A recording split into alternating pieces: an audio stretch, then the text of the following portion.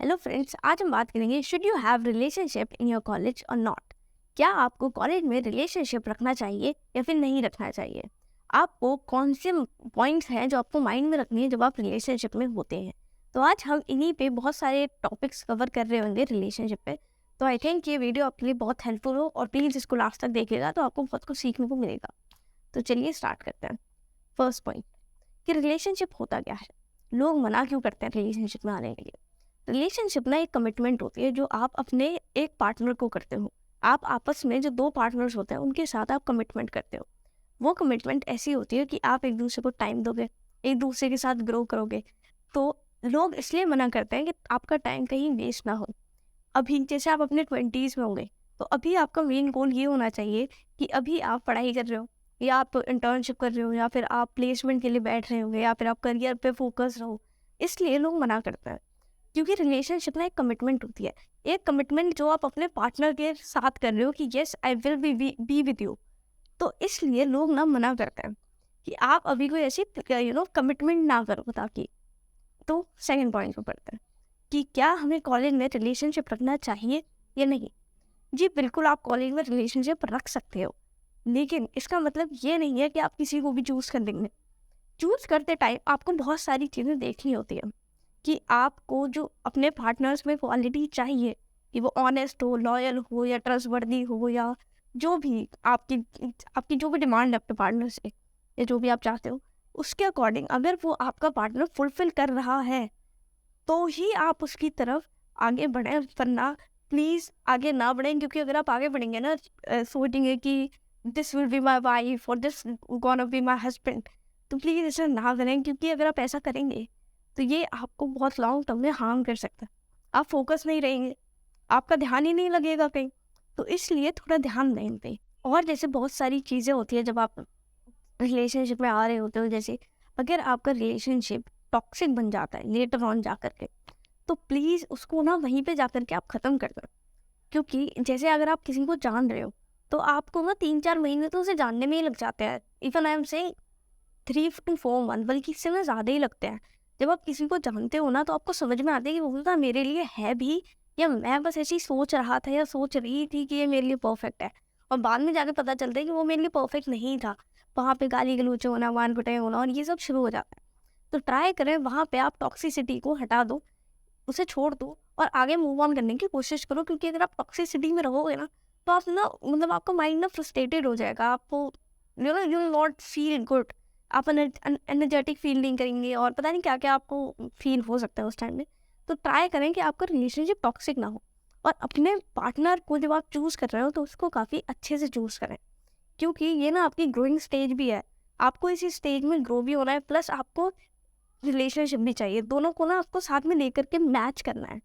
तो इसलिए आपको रिलेशनशिप में थोड़ा ध्यान देना होगा अगर आप पार्टनर को चूज़ करो। रिलेशनशिप कोई गलत चीज़ नहीं है, लेकिन जब भी आप रिलेशनशिप में आए तो बस ये देखने की जो आपका पार्टनर आप चूज़ कर रहे हो क्या वो वही है जिसके साथ आप लाइफ बिताना चाहते हो या जैसा पार्टनर आपको चाहिए।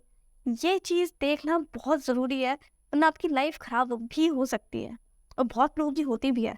तो इसलिए क्योंकि ना प्यार में बहुत ज़्यादा ताकत भी होती है। आपने सुना होगा that love has lots of power, और ये बात सच है। अगर आपके पास कोई ऐसा बंदा होगा या बंदी होगी कि वो आपका आपको मोटिवेट कर रहा है, आपको अच्छा फील करा रहा है, आपको आपकी हेल्प करता है, आपके साथ वो ग्रो होना चाहता है, तो आप बहुत ऊपर तक भी जा सकते हैं।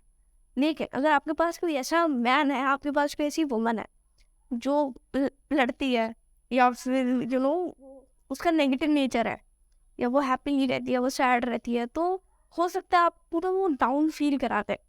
आप जो है उससे भी नीचे आ जाएंगे। तो इसलिए इस एज में आपको ग्रो भी होना है और इसी एज में आपको अपनी लाइफ सेट भी करनी है। तो आपको ना दोनों को साथ में लेकर के चलना होगा। क्योंकि अगर आपने कोई भी एक गलती करी तो आपका करियर खराब हो सकता है, जो कि बहुत लोगों का हो जाता है इस एज में। तो कोशिश करें कि आप ना उस पर थोड़े फोकस रहें और थोड़ा ध्यान दें खुद पे। और अगर आप रिलेशनशिप में आना भी चाहते हैं तो मेरे से ना लोग बहुत सारे पूछते हैं कि क्या फर्स्ट ईयर में रिलेशनशिप में आना ठीक है या गलत है। तो देखिए, ऐसा कुछ वो नहीं होता कि आपको फर्स्ट ईयर ऑफ कॉलेज में ही आना है या सेकंड ईयर ऑफ कॉलेज में आना है। कुछ लोग तो ऐसे भी होते हैं जो 11th और 12th से होते हैं। तो इसके लिए कोई एज नहीं है, बस आपको यही ध्यान में रखना है कि जब भी आप पार्टनर चूज़ करें तो वो उसमें कुछ ना कुछ देख लें जो भी आपको अपने पार्टनर में चाहिए। अगर आपने वो देखा है उसमें, तो मे बी वो आपका राइट डिसीज़न हो सकता है, लेकिन अगर आपने नहीं देखा तो मे बी वो आपका रॉन्ग डिसीज़न भी कहला सकता है। तो बस इस पे थोड़ा फोकस रहें। तो रिलेशनशिप का ऐसे कोई टाइम नहीं होता कि फर्स्ट ईयर में, सेकंड ईयर में या थर्ड में। बस इतने पे ध्यान रखिए, जब भी आप पार्टनर चूज़ करें, उसे अच्छे से देखें, उसके साथ टाइम स्पेंड करें, फिर उसे हाँ बोलें। लोग क्या करते हैं, हाँ बोल देते हैं, तो वो रिलेशनशिप लॉन्ग नहीं चल पाता।